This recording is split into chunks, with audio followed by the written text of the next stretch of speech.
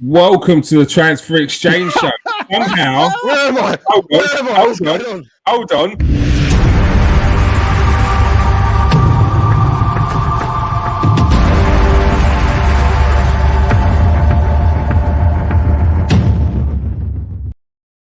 April Fools. In September. They might not notice.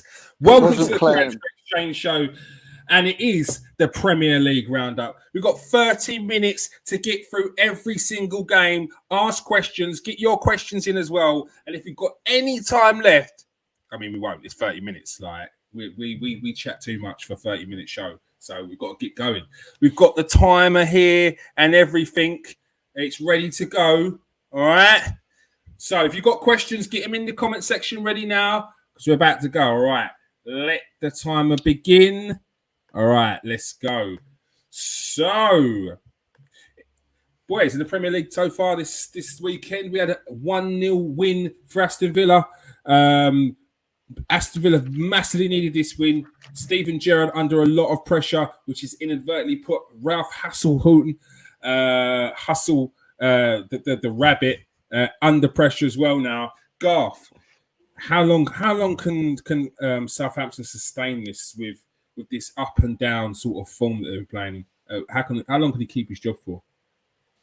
For Southampton, I think it's still a little while longer, to be quite honest with you. You know, I mean, he's suffered some horrific defeats in the past and kept on. And I think it's fair play to Southampton because I can't imagine there's anyone better out there for him than Hasenhüttl. I really can't personally.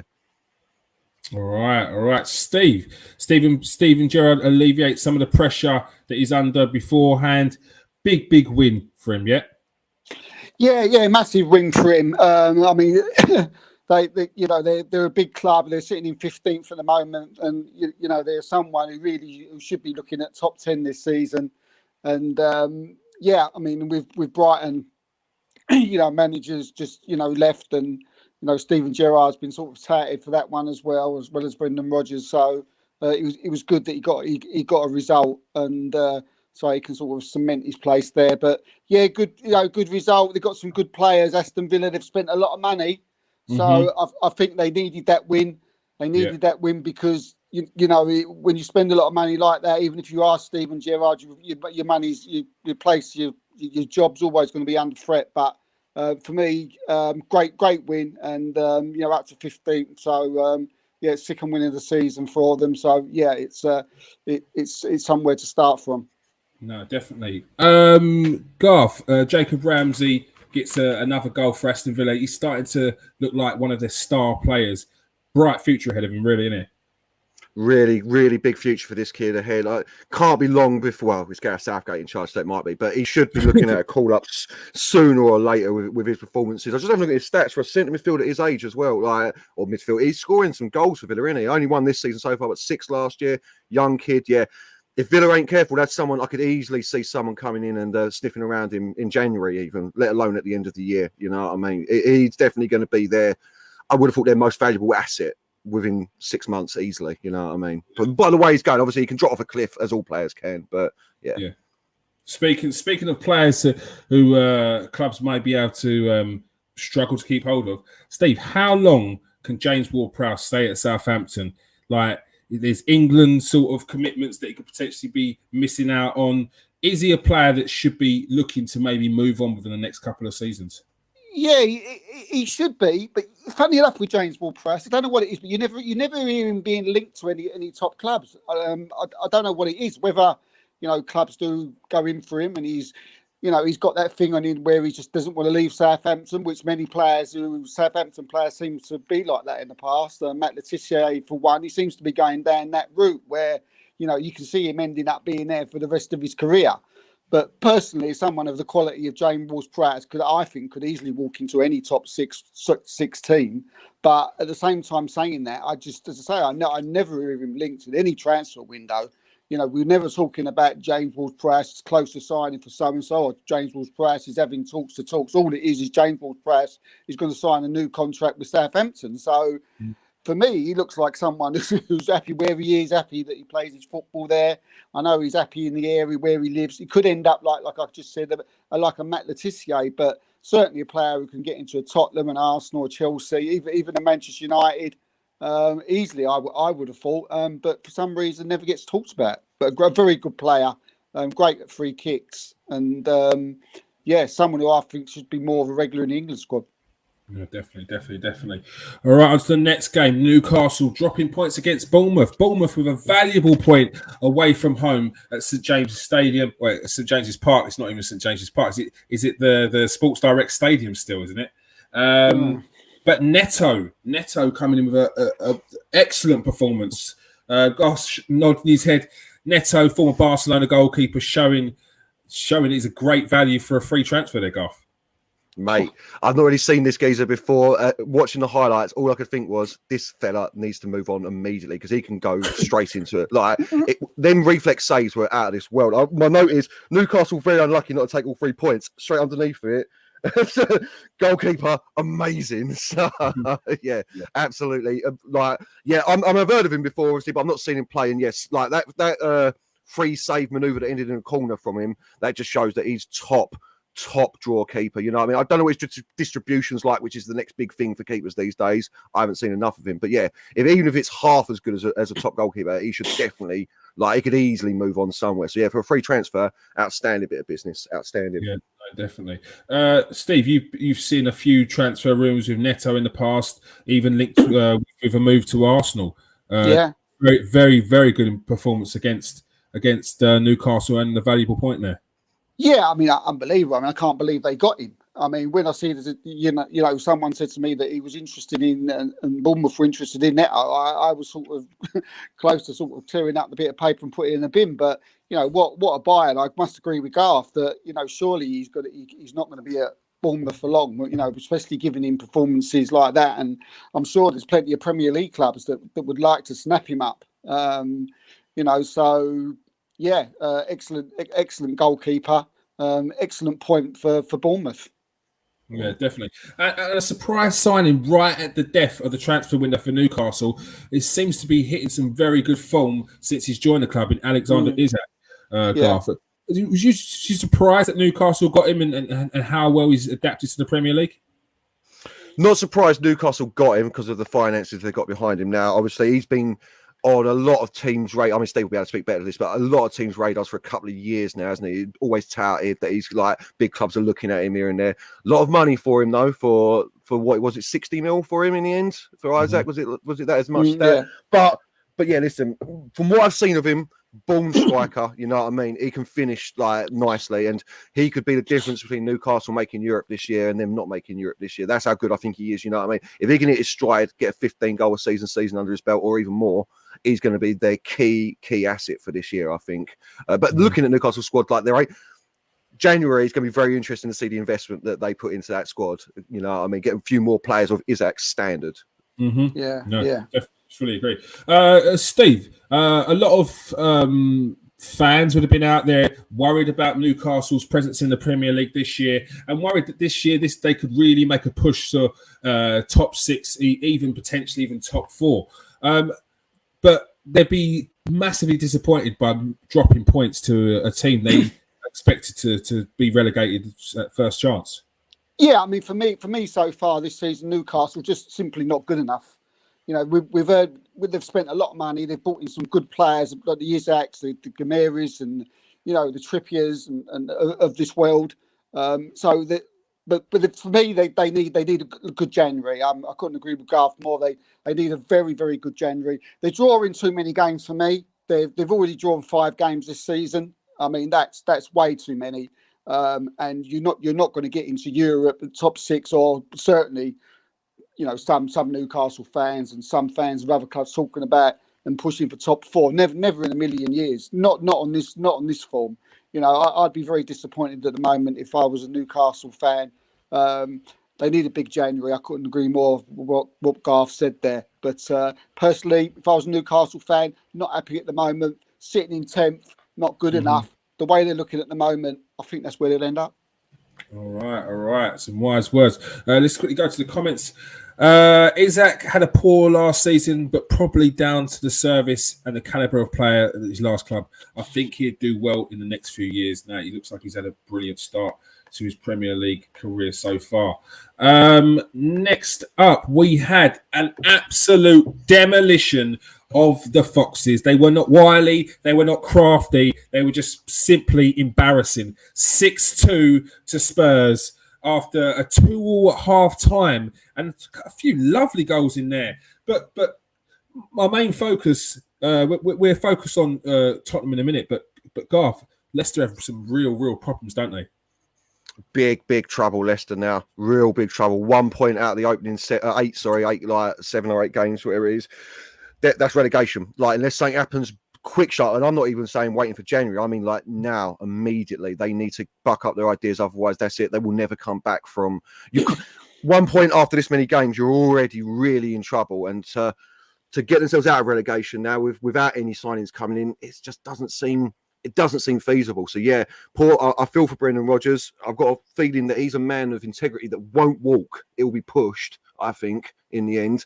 And what more, like, I don't know what more he can give. Obviously, we've already mentioned the keeper, but yeah, I don't know what more the players on the pitch can give. It feels like they are a League One team out of nowhere, and they've only lost a couple of players. So it's a weird dynamic all of a sudden that this team's become, I mean, so rubbish overnight almost, just by a couple of key players being missing from their team. Madness. Yeah. To Steve, to say that Leicester have fallen off a cliff is a bit of an understatement. This was a team who was pushing for Champions League football a couple of seasons ago. Last season, they got Europe relatively easy, but missed out. But this season, they're non-starters. They've still got the likes of Ndidi, Sionchu, James Maddison, Yuri Tillemans. They've got a solid team. What's gone wrong there? Oh, what's gone wrong? I mean, they're that bad that, you almost forget about the time that they actually won the title a few seasons ago. I mean, it's literally forgotten. People used to say that, you'll never forget that Leicester won the title, but I think they've been playing that bad over recent times that you more or less have. But Brendan Rodgers, his job is on the line here. I mean, as far as the players goes, look, they've lost players. They've got players there who are saying they want to stay. You've got the Maddisons, the Tillemans, the Sinanchus. They all want to leave. None of them want to be at Leicester. That's not going to help until they get these players out. They can't bring no players in. They've got no money. They're in terrible trouble at the moment. Yet they're a side who will, you will see little bits of magic every now and then, like we see the weekend against Tottenham. You see unbelievable goal from Maddison, which was quality. But everybody wants to leave the club. I don't think Brendan Rodgers wants to be there anymore. And I think sadly we're seeing the breaking up of the Leicester, who was once, who was talking about, being a regular top 6, side, challenging in the top 10 for the next few seasons. And for me now, you talk. I mean, what 1 draw, lost 6. I mean, you're talking, if they went down, I mean, if they carry on like this, which I can't see them not, because I think they're making a mistake regarding to their players that, they want to keep them, and which I think's wrong. They should have just let them go and got as much money as they can from rebuilding. They're candidates for me for relegation. I think they'll go down. All right. Big shout there. Garth, a major miss, which I think that has been sort of played down a bit, is Kasper Schmeichel. Not only was he a top goalkeeper in the Premier League, he was a leader on the pitch. This is a guy who ran into a helicopter that was on fire to save the owner of the club. Like, he wears his heart on his sleeve, and they just simply haven't got that in goal right now with Ward. No, and as a Welshman as well, Ward scares me because he's our next on down the line as our goalkeepers. Really, I think you said it off stream. He's our second goalkeeper. That should have been like, when did they lose Kasper? Was it right at the end of the transfer window? It wasn't it? It was quite towards. But it was one of them deals that was dragging out for a while. Like we knew he was going. We knew he was going for a while. Yeah. But I feel like there was like this is your opportunity, Ward. Like, we're giving you an opportunity when really they should have been a bit more ruthless. Yeah, 100%. He's not good enough, and I'll put it out there right now. Like, you can just tell on the pitch, yeah, not just the leadership qualities of Schmeichel that they've lost, but they've lost that commanding presence in the box, obviously, as well. Like Kasper Schmeichel, people, because he played for Leicester, people always didn't think about it. He was top 3-4 goalkeepers in the league for a good couple of seasons. You know what I mean? Maybe falling off a little bit recently, but outstanding goalkeeper. And to replace him with Ward, obviously, the team's playing bad as well, so the goalkeeper always, as you well know, Keir, always looks the worst because he's letting in that many goals, you know what I mean? So it's not all his fault, but he's just simply not good enough, period. Yeah. Vardy's in the comments there. I mean, Vardy's not getting any younger. I think that's a big thing. I think he's done. I think his time's over now. And I keep seeing Paston Daka on the deck on the bench all the time, and they keep persisting with Vardy, which I think's wrong. Yeah, no, definitely agree. It seems like Brendan Rodgers, once he's made his mind up, he's no changing it. There's no stopping this team at the moment. Manchester City, the steam train that is Erling Haaland, 7 games, 11 goals, 15 goal contributions in 7 games in the Premier League. Absolutely devastating. And he's not even out of second gear, Garth. Frightening. We've got a question for you at the end of the show, but how good are Man City so far? Are they even out of second gear yet? No, listen. My notes here say this is the first team since Arsenal done it that I can see going unbeaten all season, and I mean that. I didn't think it would ever be repeated, but this team is the most complete team I've ever seen in the Premier League. There isn't a single man on that pitch or on the bench that any other club in the league would want in their squad. There isn't one, and I mean that. Like everyone, you'd want any one of those players in your team, any single one of them, whoever you are. Who would you take besides Haaland? Haaland's the obvious. Who would you take out that Man City team, bar Haaland? Cancelo immediately all day. Yeah. Do you know, you just took the words right out of me now. Cancelo. Yeah, and Rodri as well. For Man United, we're talking about Rodri as well. All day, I'll take Rodri as well. Like, I think he's one of them unsung heroes, a bit like Fernandinho was for a long time at Man City. He does the dirty work. But obviously, this is what I mean. De Bruyne, Foden, like even Grealish, you know what I mean? Come on, any one of them, literally. But yeah, Cancelo, number 1 for me. Number 1. All right, Steve, how good was Foden's finish the other day? Deft touch, corner. He's another player that's just getting better and better. But because there's always someone else in the headlines, Foden's like just under the radar. He's still like, it does Pep fancy him? Yes, he does. Yeah, he's like top man quality. He's just getting better and better, isn't he?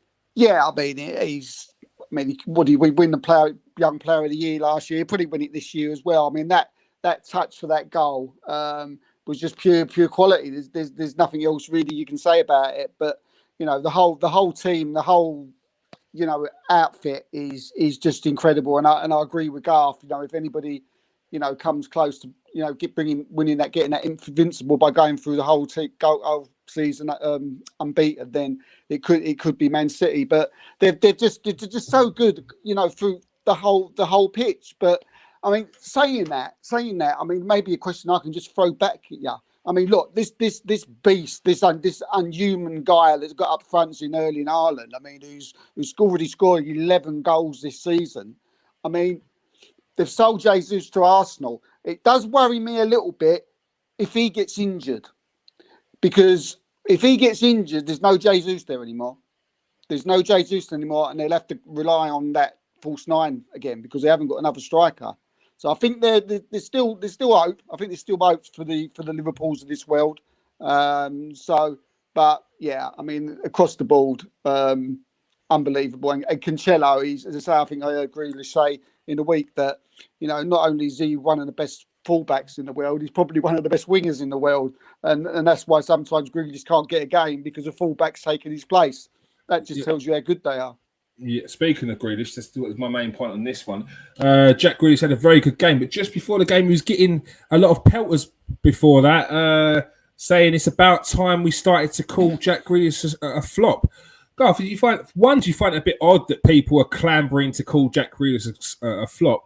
2, a season after many of us have said he needs a season to get used to Pep's system. Do you feel like people are too quick 6 games in that second season to cast him as a flop? Yeah, it's a joke. Jack Grealish is a fantastic player.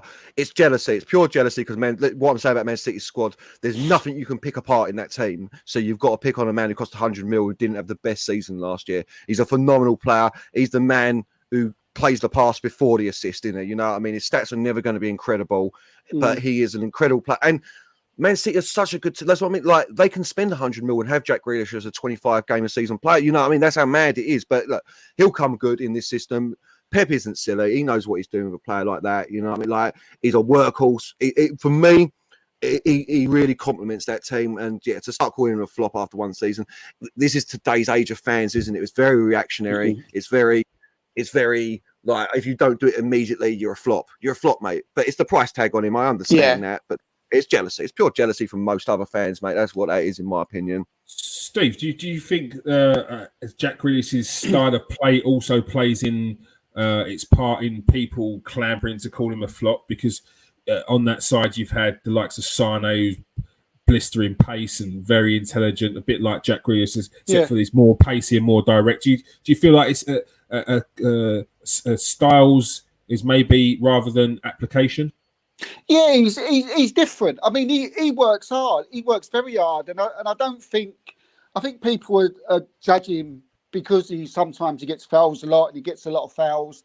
I mean, he gets a lot of fouls because he gets fouls, and he's tricky, and he's able to turn players, and some fans just don't like that. You know, the price tag is a big thing with Jack Grealish. He's not a Sane. He's not one of these direct wingers who takes weak players on, you know, down the line and all that. He's more of someone who cuts inside, and he's someone who works very hard. I don't think some fans do not realise how hard Jack Grealish works. Pep Guardiola does not pick a player for Man City if he is not a workhorse and he's not going out there for 90 minutes running his nuts off. And Jack Grealish does that. He's got this like personality where, you know, he likes going out on the tan. He's a bit of a joker. Some people are just jealous. Some people just, you know, don't like that. Pep made a good point. He said, you know, that I didn't buy Jack Grealish for his goals, and I didn't buy Jack Grealish for his assists. And a lot of fans were laughing at that. But I knew exactly where he was coming from. He don't play. He buys players who's going to work their nuts off in that team to do everything, work hard, run back, you know, work for the team. You know, like Garth said, play that third ball towards the player who makes the goal. Do all that. Some fans just don't recognise that. And Jack Grealish, top player. And as I say, it's a lot to do with the price there. They look at the 100 million, and but no, excellent player. Excellent player. I love him. Fully agree. Arsenal got an emphatic 3-0 victory against Brentford on Sunday. You can check out the post-match reaction on the Arsenal show. You can also check out Arsenal Last Night's Arsenal show. I don't really want to go into the score and all the details of the game, but I will focus on one bit. Ethan Nwaneri, Garth, he made his Premier League debut. It's a Premier League record. 15 years of age he came on. He's had a lot of criticism for Mikel Arteta bringing him on. Danny Murphy says that it wasn't, shouldn't have been brought on. A lot of pressure on the kid. And then you've got Danny Mills, who's also come out and said that Mikel Arteta maybe shouldn't have played him. What's your thoughts on Arteta bringing on a 15-year-old? I'd like to know where they're coming from. Are they saying that, like, because other players on the bench deserve to come on instead of him? That Danny Murphy's point was there must have been an 18-year-old who's better than him and more developed than him right now. And I think Danny Mills's point was there's a lot of pressure for this kid. Is he going to then go on and play week in, week out? If not, why is he playing? So I agree with the first point. I do agree with the first point. Maybe like unless you've got no one else, bringing on a 15-year-old, like when you've got other players who are on the bench who could come on, maybe is a little bit. I don't know what the word is, but I mean, it's a little bit demeaning to the other players that you've got a 15-year-old running on the pitch instead of you. The second point, no, listen. If you're young, if you're good enough, and you're young enough, all that nonsense, from back in the day. Fergie was king of this. Beckham played his first game for Man United, didn't get another game for 2 years. Scholes played his first game at Port Vale, scored twice on his debut, didn't play again for another year. So no, there's no pressure on him. I wouldn't have thought. And for him himself, it must have been magical. Could you imagine it being a 15-year-old boy and coming on at the Emirates for you? I'm guessing your childhood team. And on the flip of it being demeaning for the 18, 19-year-olds, it's nothing but uplifting for all of the kids in the schoolboy team. You know what I mean? That Arteta's willing to bring on a player when you're 3-0 up and give you... How many minutes did he actually get? I got 15? About 5 minutes. Oh, is it 5? Oh, come on then. Yeah. And again, Steve's already said, TalkSport, you know what they're like. They'll say anything they can just to get people clicking and ringing in there. No, I agree. It's a little bit with the first point, but not all pressure. Not in my book. All right. Steve, what's your quick one on your thoughts on the backlash of the bringing on Nwaneri? Yeah, again, like Garth said, it's TalkSport. Danny Murphy and Danny Mills. Two people. If they're on the telly, I just walk out, and if there's anything I've got to do, like put the rubbish out that night, and they're on the telly, I'll go and do that. If they was on, I don't listen to them. I think they just say things to sort of get a reaction off people. But no, I think it was good. He was an unknown quantity to Arsenal fans. We wasn't even too sure who he was, what his name was, and how good he was. We all know that Mikel Arteta sees him all the time in training, he's the academy, obviously under Jack Wilshere, who's obviously, is close to him, and obviously, we all know how the Arsenal A-Lens boys work. They work close together with the first team. There's quite an often a stage where they're brought into the training sessions for the first team. That happens quite often. And like Garth said, if you're good enough, you're old enough. So I know we're talking about these other 18-year-olds, but maybe he's better than them. Maybe he's far ahead of them. Then again, I go back to Cesc Fabregas. He was just turned 16, or maybe he was he was 15. He didn't do bad, did he? Yeah, and I'm sure there were other 15-year-old or other 18-year-olds centre midfielders at the time that people thought were more advanced and more developed than Cesc Fabregas. But what did Cesc Fabregas get from those first appearances in the cup games as a 16-year-old? Yeah, exactly. Yeah. Exactly, and look what he did for him. So all right, we've got 4 minutes left, so 2 minutes on each game right now. Nottingham Forest versus Aston Villa versus Fulham. Garth, Fulham surprisingly keeping up their form, and Nottingham Forest had a pretty decent start to the season as well. But can they both stay up? Forest, not for me. I actually think for all their expenditure, I think they're in real trouble. Not real trouble, but I don't see them. I see them in a relegation battle. I really do. Whether they start or not, it'll be a last gasp of the season, I reckon. One of them games. Yeah. But yeah, Fulham done make great start of the season. Fair play to them, and their squad looks good as well. Looks compact, looks tight. Looks like they know what they're doing. Each individual player. I like Mitrovic, obviously. There's Harrison Reed, central midfielder. I think they got him from Middlesbrough, and that Dick Cordoba-Reid as well. Bobby Dick Cordoba-Reid. He's a good player. I think they got from Bristol City or something like that. Bristol Rovers. Steve, great investment. Fulham looking good for their money. Nottingham Forest bought the most players in the Premier League. Could they be in trouble by the end of the season? Yeah, I think they'll go down with Leicester. I think they're in terrible trouble. I look, Steve Cooper, lovely guy, someone I like a lot. Got a lot of time for, but I don't think any of these signings are his signings, from what I've been told. And he's just been thrown at the deep end, and I think it's his neck that's going to be on the line. And I wouldn't be surprised if by Christmas he's probably got the sack. And I hate saying that, because I do like Steve Cooper. But going in and buying 21 players in the transfer window is absolutely ridiculous. I know.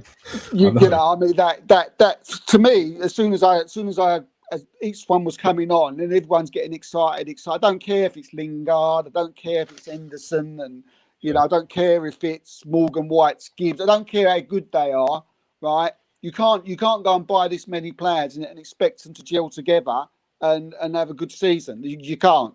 We see what Spurs did a little while ago when they bought 7 players. They had an awful season, finished about 14th or something like that.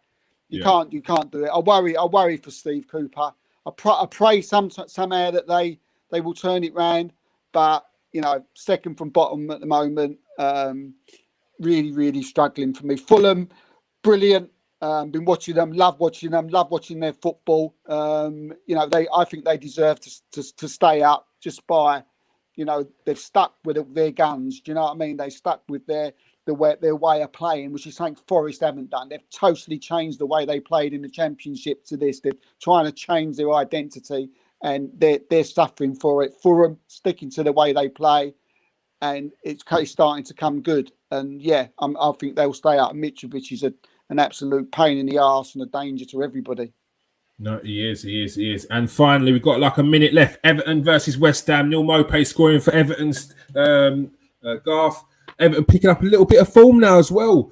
I was actually worried that they might be in a relegation battle this season. But do you think Frank Lampard could get something out of this team? I hope not, because I hate Lampard, but it does look like he's going. It does look like, I don't think Everton got in any trouble of going down now. West Ham, on the other end, I didn't realise how bad their start of the season was. So, West Ham looking a bit dicey. 1 win out of 7, you know what I mean? So, they need to pick it up. But, I think Everton are safe, man. I really do. They've got a strong squad. Gordon, they kept, obviously, last minute, and that's a real good keep for them. I think there's no trouble there. No trouble. All right, Steve, Neil Maupay, a very good signing right at the death at the end of the season. A goal score is what they needed. They haven't probably had that since, I'm thinking about it, probably since Lukaku left. I'm thinking about that far. Yeah. Whoa!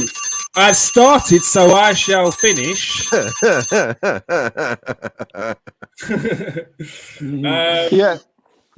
got a goal scorer. Everton, and then we'll quickly answer about West Ham. So Everton finally got a goal scorer in Neil Maupay, what they needed. Yeah, definitely. I mean, Dominic Calvert-Lewin, I don't know what's happened with him. What's happened with him? Is he injured again? Under Ancelotti. Yeah, I never thought he was that good. I mean, they were touted at £70 million and things like this. No. I mean, I'm with Garth. I can't stand Frank Lampard, so I don't like to say, but I think they'll be safe. I think they're sitting 13th for the moment. I think that's probably about where they end up. But they've got Anthony Gordon there. He's a decent player. Decore in the midfield. Pickford, I know he's injured at the moment. And they've got Yuri Mina at the back there as well. They've got quite a good spine, to be fair. So and they've got goal scorers as well. I know they got rid of Richarlison, which was a massive loss. But look, they brought in Maupay, who's a proven goal scorer. Whether he can keep it up, I'm not 100% sure. Anthony Gordon, we'll have to see. I'm not still sure about Anthony Gordon. For me, he still needs to score more goals, and he needs to sort of be a little bit more. What's the word? I don't know. He's a bit. He's still in product. He's still a little bit raw for me. Yeah, no, he is raw. And I was very shocked. The price tag that Chelsea were going for. I find it amazing, but. Yeah, again, Chelsea is another team that another team all over the place at the moment that we'll probably talk about next week when they've got a game or a week after. But and as far as West Ham goes, mate, I mean, where I sit at the moment, I've got some very worried West Ham supporters around me. So, but look, I think we're at 1 win, 4 losses at the moment. They're in trouble. They're in trouble. I don't think Moyes is in trouble. I think they'll get out of it, but because they've got too many good players. Scamacca, Bowen, they got some really good players in that side, so I think they'll be okay. Yep, Garth, quickly before we go, no worries about Moyes and this West Ham team being in any trouble.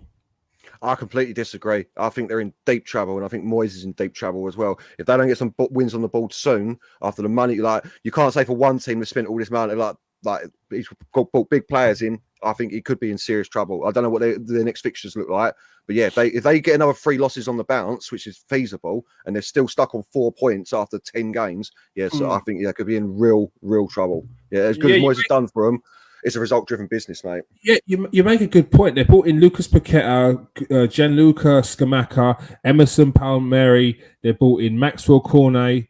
They've spent some money, so it'll be very interesting to see how the owners react after that. But remains to be seen. Quickly before we go, I'll quickly go over Russ made a couple of points. He said that I feel for Rodgers, the Leicester board are not giving him the cash to revitalise the side. He's lost his goalkeeper and captain, also their best centre back.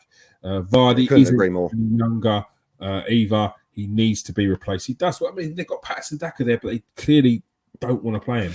Replacing Vardy's a lot easier said than done. You're talking about one of the greatest goal scorers the Premier League's ever seen. You know what I mean? Like, it isn't just an easy replacing. You a bit like what I was talking about like Gareth Southgate. You fall back on what you know if it ain't working, don't you? And Vardy's worked for him for a long time. So all right. That is all we have time for today. Our 30-minute roundup is all done. Thank you for joining us today, Goff. Pleasure as always. Thanks for having me. And thank you for joining us today, Steve. Cheers, mate. Pleasure. Thank you. All right. Make sure you smash that like and subscribe, people. If you are new to the show, if you are a regular, press that like and press that share button. Peace out. Stay safe and wash your hands.